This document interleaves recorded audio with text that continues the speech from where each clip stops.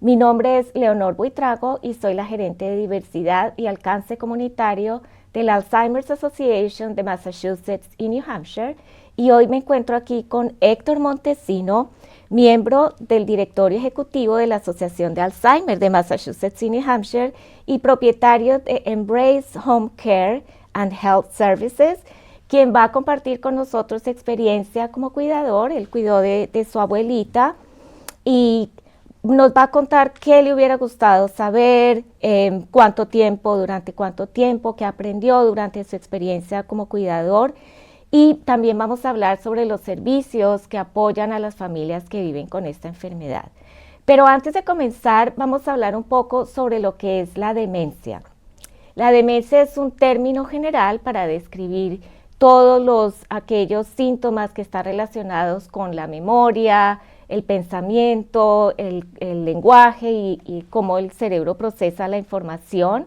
Y hay muchos tipos de demencia, pero el más común de todos es el Alzheimer, que más o menos el 60%, del 60 al 80% de los casos de demencia son por Alzheimer, pero hay otros tipos de demencia también, como la demencia por Lewy body, la demencia vascular, la demencia frontotemporal y otros tipos de demencia también, como el Parkinson's, el Huntington, y también hay casos donde se presentan demencias mixtas. Ahora, hay algunos cambios que están relacionados con la edad. Estos son unos cambios normales, que son normales, y uno de ellos es que uno empieza a recordar las cosas de manera más lenta a medida que se va haciendo mayor. Tiene más dificultad de recordar los nombres y las palabras específicas, también más dificultad en hacer varias cosas al mismo tiempo. Y a veces tiene olvidos ocasionales, pero no es nada constante, son olvidos normales, y también empieza a usar de pronto más recordatorios como notas. Pero estos cambios que acabo de mencionar no afectan dramáticamente la vida cotidiana. Ahora, por el contrario, hay unos cambios que están relacionados con la demencia, como la pérdida de la memoria a corto y a largo plazo. La persona también empieza a repetir la misma información o a hacer las mismas preguntas. Ya la información se procesa de manera más lenta y tiene dificultad para comprender la enfermedad. Otro de los síntomas también que están relacionados con la demencia son la falta de criterio o la capacidad para tomar decisiones correctas. A veces se presentan también alucinaciones y delirio. La persona tiene dificultad para percibir el ambiente que la rodea y cambios en la personalidad y en el estado de ánimo también. En la gráfica también podemos ver los cambios que se presentan en el cerebro, ¿sí? Podemos ver a un lado un cerebro normal y al otro lado un cerebro con Alzheimer. Y la diferencia que vemos es, primero, en el tamaño. También se ven algunos huecos en el cerebro que vemos con la enfermedad más avanzada, con Alzheimer, y esto se debe a que las células del cerebro, las neuronas, se van muriendo, se van deteriorando poco a poco. Algunas de las señales de alerta para esta enfermedad son, primero, la pérdida de memoria que afecta a la vida cotidiana. Como mencionamos antes, hay unos olvidos normales, pero hay otros olvidos que ya se deben realmente a la enfermedad. Entonces, una de las señales de alerta, la primera, diría yo, es la pérdida de la memoria, pero que afecta realmente nuestra vida, ¿sí? Otra de las señales de alerta es la dificultad para planear y resolver problemas. Y no son problemas complejos, sino problemas simples, como simplemente llevar nuestra rutina, saber qué es lo que tenemos que hacer, dónde tenemos que estar, a qué hora. También la dificultad para completar las tareas del día a día. Se nos va haciendo mucho más difícil. Cosas que eran simples, que hacemos todos los días sin pensar, se nos van haciendo mucho más difíciles.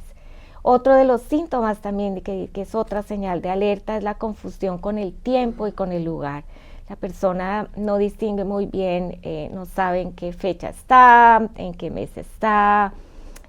También tiene dificultad con seguir un horario o una rutina, y muchas veces también no sabe en qué lugar se encuentra, así haya ido repetidamente a ese lugar. Tal vez se puede perder en una o más oportunidades. Y otra señal de alerta es la dificultad con las imágenes visuales y cómo se relaciona con el ambiente.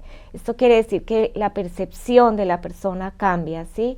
Cuando va a subir escaleras o cuando ve un tapete, juzgar las distancias también cuando maneja un automóvil.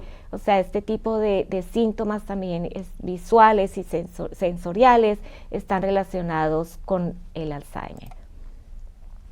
También vamos a hablar un poco adelante de cómo obtener ayuda, ¿sí? Aquí tenemos al Alzheimer's Association, la línea de ayuda 24/7, funciona todos los días de la semana, a cualquier hora del día, y pueden llamar al 800-272-3900. Lo mismo vamos a hablar de Mass Options, que tiene una línea de ayuda, que el número es 800-243-4636. Ahora sí vamos a pasar un poco a hablar con nuestro invitado de hoy, Héctor Montesino. Y la primera pregunta para ti, Héctor, es cuéntanos un poco sobre ti y un poco también sobre tu abuelita. Sí, gracias, Leonor, por tenerme presente. Mi abuelita Ana, ella fue una persona muy extraordinaria. Yo personalmente nací y crecí en República Dominicana. Todos mis años en República Dominicana, yo siempre quise trabajar con personas de la tercera edad y personas que necesitaban ayuda. Y desde los 22 años, eso es lo que he hecho por 23 años de carrera. Y en realidad, una de las partes que nos afectó más con abuela es que abuela siempre fue una bella cocinera. Una persona que vestía muy elegante. Ella era una mujer alegre, una mujer muy llena de vida. Tuvo 8 hijos. Tuvo una vida plena. Se mudó de República Dominicana a Nueva York cuando estaba ya más joven. Trabajó como costejera allá. Hizo muchísimas diferentes cosas. Era una mujer excepcional, abuelita Ana. Y entonces, con abuelita Ana, ella le encantaba coser, le encantaba entretener a su familia, a sus nietos. Somos 26 nietos que tienen. Y en realidad, nosotros disfrutábamos mucho de su presencia, porque ella era un ser de luz. Se ve, por lo que tú cuentas, se ve que era un ser realmente maravilloso y una persona muy activa durante su vida. Sí. Pero ¿cuándo empezaron a notar que algo pasaba, que algo estaba pasando y qué fue lo que más les llamó la atención? Sí, mira, lo que pasa es que los cambios fueron muy graduales, muy pequeños. O sea, si me pongo a recordar desde probablemente 8 a 10 años antes de ella pasar, de ella no estar con nosotros en este plano, abuelita Ana, tú te dabas cuenta que se puso de una manera que no quería salir de la casa. Algunas veces no encontraba palabras que cómo expresarse. Algunas veces se frustraba mucho, que nosotros en realidad nos equivocábamos muchas veces como síntomas de vejez. Eso era lo que decíamos, son síntomas de vejez. Y no todos los síntomas de vejez significa que uno tiene demencia, pero sí habían muchos síntomas que estaban pasando al mismo tiempo y nosotros, por el no conocimiento, la no educación a lo que era la demencia y el Alzheimer's, no nos fuimos dando cuenta tan rápido. Ella no podía en algunos momentos, no se estaba bañando bien, se veía un poquito más descuidada. Ella era una mujer muy orgullosa de su presencia. Ella se le olvidaban las llaves, salía de la casa y no se acordaba dónde estaba el monedero. Cuando para cocinar se le era un poquito más difícil, nosotros decíamos, porque abuelita Ana ella está un poquito más mayor y ella no puede tal vez hacer lo mismo que antes, pero ella era una mujer energética. Y todos esos síntomas pequeños nunca los vinculamos para pensar de que podría haber algo. Porque en realidad en mi familia hay un estigma mucho en la parte de una persona tener problemas degenerativos como es la demencia y el Alzheimer's. Entonces, la parte de nosotros ver a ella desapareciéndonos por un tiempo bastante amplio, fueron 8 a 10 años. O sea, los primeros 6 años nosotros veíamos todo lo que estaba pasando, pero no sabíamos, no teníamos la educación, no teníamos la manera de poder discernir que ella estaba pasando por ese momento y ella no puede identificarlo tampoco. Claro. Entonces pasaron muchos momentos que eran feos, para el viajar con ella era muy difícil, todo lo que eran lugares donde había mucha gente era muy difícil para ella, se confundía, se extraviaba. Entonces nosotros comenzamos a ver poquito, hasta que vimos ya en un gama más amplio, pudimos ver que ella de verdad estaba sufriendo de una enfermedad degenerativa de demencia. Sí. Héctor, tú mencionaste algo muy importante y eso realmente le pasa a muchas familias, o sea, como los síntomas son casi imperceptibles, ¿cierto? Se demora uno un tiempo como en ver realmente que algo está sucediendo, que no son simplemente olvidos simples, pero que algo más grave está sucediendo y que cambia también la forma de ser y hay síntomas realmente más serios. Y otra cosa también que mencionaste es el estigma que hay con Sí. esta enfermedad. Es muy difícil para uno, para la familia aceptar eso y es importante realmente hablar sobre esta enfermedad. Absolutamente. Si no fuese por mi carrera, yo he trabajado, como mencioné, con personas de la tercera edad y personas con demencia y Alzheimer's, que afecta a personas de todos los grupos de edad. No vamos a catalogarlo como una enfermedad solamente de las personas mayores. Yo tenía un poco más de conocimiento que mi familia. Sí. Entonces, por eso yo pude ver lo que estaba pasando y ver poquito a poquito cómo iba afectando. Y hasta yo con mi carrera, mi profesión en trabajar en esta área, te voy a decir que hasta a mí se me pasaron muchos de esos síntomas, Claro. porque era mi abuela. Sí. Era mi abuela. Entonces, para mí, yo no quería ver eso en ella tampoco. No por falta de educación, por amor. Entonces, esa parte de la familia también adaptarse a esta nueva etapa de su vida, a este nuevo percance de salud, que es una enfermedad de salud. Las personas, no solamente es el corazón o otras cosas, hay muchas enfermedades, pero esta es una enfermedad súper grave que afecta mucho y afecta espiritualmente y emocionalmente a la persona y a su familia. Exacto, afecta también a su familia, todo el entorno familiar. Y cuéntanos qué hicieron después que vieron estos síntomas y cuál fue el proceso para obtener un diagnóstico. Bueno, en ese tiempo nosotros no estábamos educados para lo de la demencia. Sí tuvo que pasar una hospitalización por otro percance de salud para darnos cuenta de que abuelita Ana no estaba bien. Que los doctores en la clínica nos pudieron decir que ella estaba confundida, que ella no se estaba tomando las medicinas, ella estaba viviendo sola en ese tiempo. Y no era que no solamente no se la estaba tomando, ella algunas veces escogía unas y no escogía otras. Entonces, todo eso comenzamos a ver que no solamente era el Alzheimer's, era también que su Alzheimer's le estaba provocando otros problemas de salud. Nunca la gente piensa que el tener demencia afectaría a otro problema de salud, pero sí. Como ella comía, que no comía, se le olvidaba si comía, se le olvidaba si tomó las medicinas. Ella tenía otros problemas de salud. Esos problemas se exacerbaron. Ella, entonces, cuando estábamos en la clínica, los doctores nos dijeron, ¿pero qué pasa? O sea, ella no está comunicándose de una manera que nosotros creamos que ella está en su casa, que ella esté segura en su casa. Entonces ahí fue que nos dimos cuenta de que ella estaba perdiendo la memoria.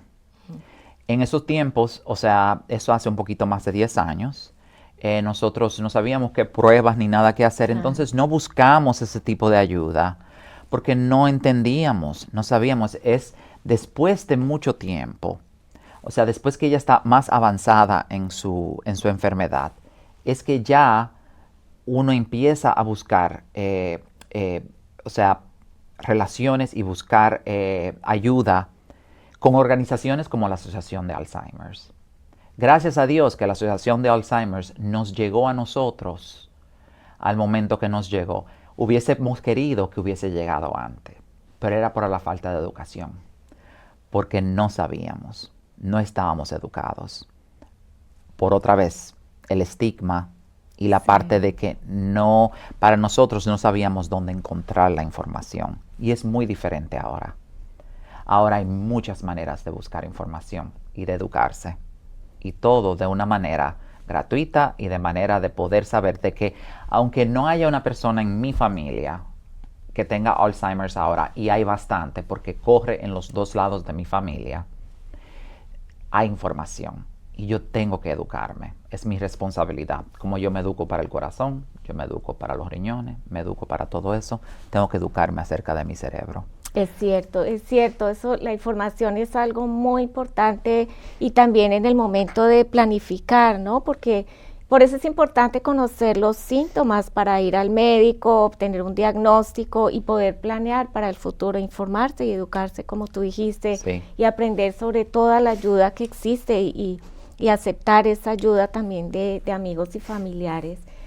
Ahora, Héctor, esta es la experiencia de muchas personas, desafortunadamente de muchas personas con Alzheimer y más en nuestra comunidad hispana.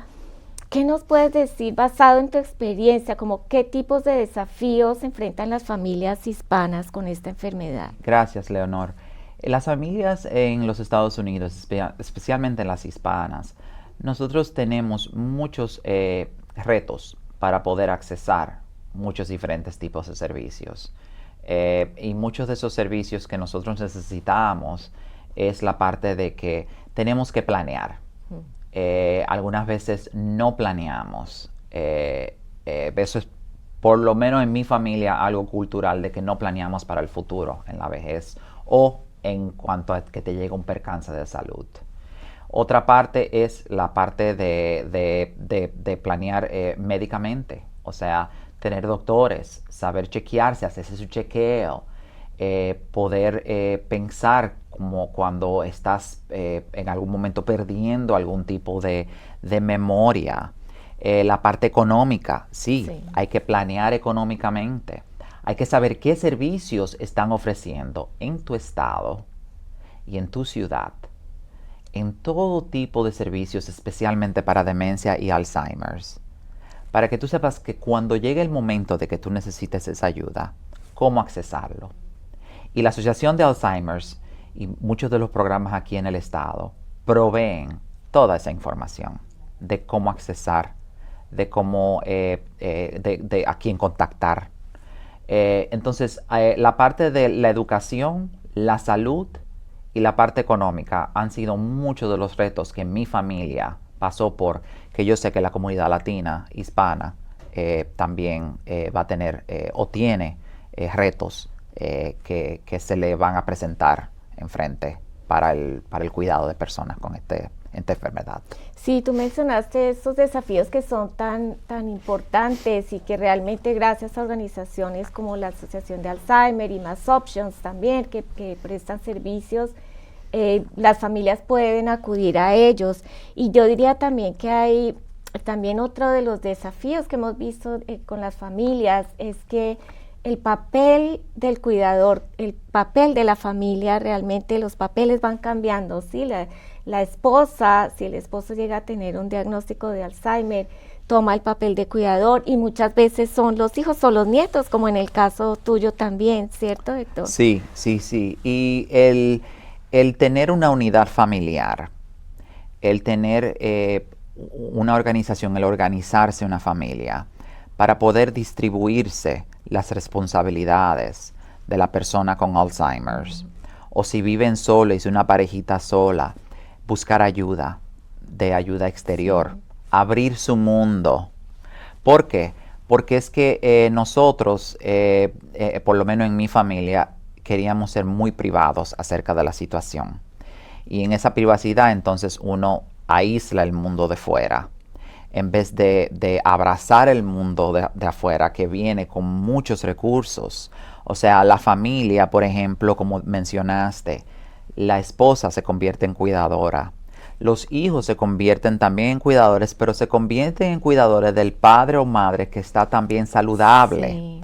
Porque el padre o la madre o el esposo o la esposa, porque otra vez no es una enfermedad basada en edad, que esté cuidando de otra persona, esa persona se desgasta. Y si no busca ayuda, que hay ayuda, no van a poder cuidar de la persona bien porque se van a enfermar también. Es una enfermedad familiar, es una enfermedad de familia, es una enfermedad que hay que buscar ayuda. No nos podemos perder en ese sentido.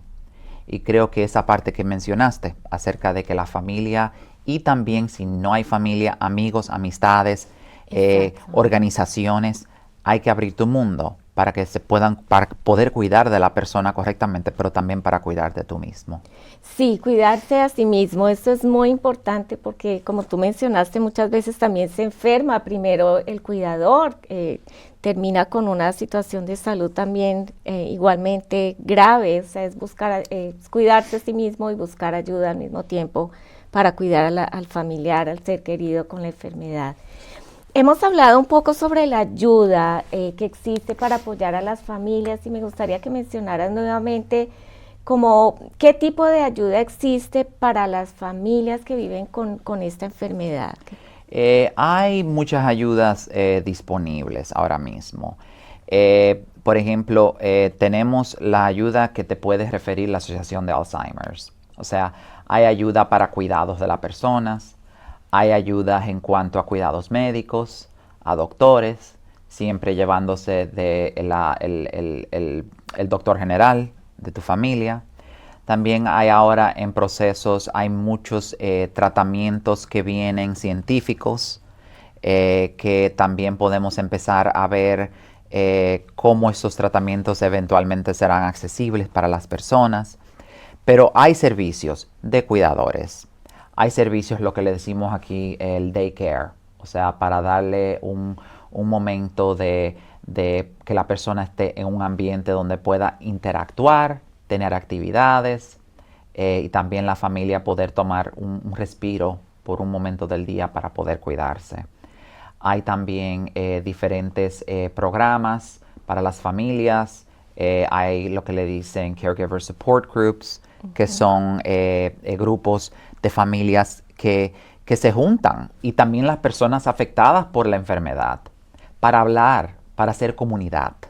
Hay muchos grupos que se convienen para hacer este tipo de programa, porque es importante de saber que no estamos solos, que esa es una enfermedad que afecta a más de 6 millones de personas en los Estados Unidos, de todos los colores, todos los vamos a decir sabores, de todo tipo de personas, de todo el mundo, todo el mundo le afecta. Yo no creo que hay nadie en este país que pueda decir que en alguna manera, sea un primo, una hermana, un amigo, un familiar, que no tenga algún tipo de conexión para la enfermedad. Acordándose que todos los servicios que la asociación hace en el 1-800, que 24 horas al día, están ofrecidos en español, que las personas pueden acceder a muchos servicios. Exacto, y también, además, sí, de los grupos de apoyo en general, hay muchos servicios, como tú dijiste, en el hogar, ¿sí? Servicios de las personas que necesitan para el familiar, para que vayan al hogar y cuiden de ellos, lo mismo que para el cuidador, los grupos de apoyo, las consultas de cuidado también que son gratuitas, también servicios para apoyar de manera financiera y legal también, para planear en estos dos aspectos que hablamos antes, un poco antes tú mencionabas que nuestra cultura muchas veces es solo de planear a corto plazo y no planeamos hacia el futuro. Entonces, con esta enfermedad es muy importante planear hacia el futuro. Entonces, también estas organizaciones nos ofrecen servicios de planeación legal y financiera, refieren a una organización, a un abogado que puede hacer esto. estos trámites. Y igualmente, además de la Asociación de Alzheimer, está Más Options también. El teléfono lo pueden encontrar en la pantalla, lo mismo que la línea de ayuda de la Asociación de Alzheimer. Y Héctor, ya para terminar, ¿qué consejos le darías a los cuidadores que están pasando por esta situación? Para los cuidadores que están pasando por esta situación, siempre digo, infórmense. Hay mucha información, hay muchos recursos. Lo que hay que aprender es cómo accederlos. En esta era de que ya estamos en una era de tratamiento, era de servicios para las personas con Alzheimer's, hay muchas maneras de que puedes buscar ayuda. La parte es no quedarte solo, no aislarte por el estigma y por el miedo de que otras personas sepan, o la vergüenza, o cualquier parte. No hay, para mí la palabra ignorancia no existe. La palabra que se tiene que buscar es educarse, porque las personas muchas veces dirán, pero yo no sé de eso. Pero hay maneras de aprender de esta enfermedad. La parte de monitorear tu salud, o sea, como cuidador, o como persona que tal vez, quién sabe, si en el futuro esta enfermedad puede que te afecte. Hay diferentes dietas, hay diferentes maneras de vivir, el ejercicio, el comer bien, hay diferentes tipos de hasta ejercicios mentales, hay muchos programas, hay muchos estudios que siempre están haciendo todos los días. Lo que yo le digo a las familias y a las personas es que se involucren. Esto es una crisis de salud en el país. No es solamente una enfermedad sola, es una crisis. Como mencioné, más de 6 millones de personas. Más de 6 millones de personas están afectadas en los Estados Unidos. Y ahora mismo esto va a ser una enfermedad que va a ser de las más caras en este país. Entonces, lo que yo le digo a la familia es, comiencen a planear, comiencen a pensar, no le tengan miedo. ¿Por qué? Porque en la vida, cuando nosotros nos afrontamos a las cosas y nos educamos y aprendemos, menos miedo vamos a tener, menos percance vamos a tener, porque vamos a tener la información. Y por favor, a todas las edades, a todo el mundo, por favor, edúquense. Por favor, entiendan. Y por favor, involúcrense. Hay muchas maneras de involucrarse.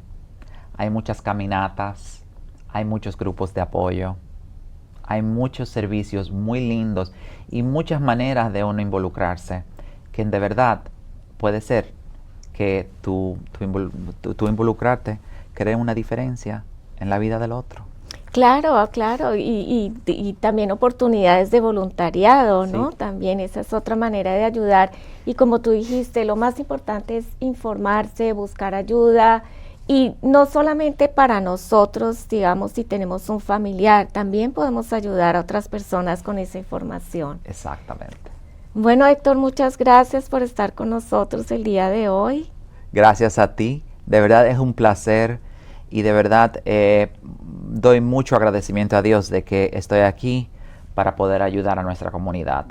Y de verdad, si necesitan cualquier cosa, por favor llamen a la información que Leonor le va a dar a seguir. Muchas gracias. Gracias a todos.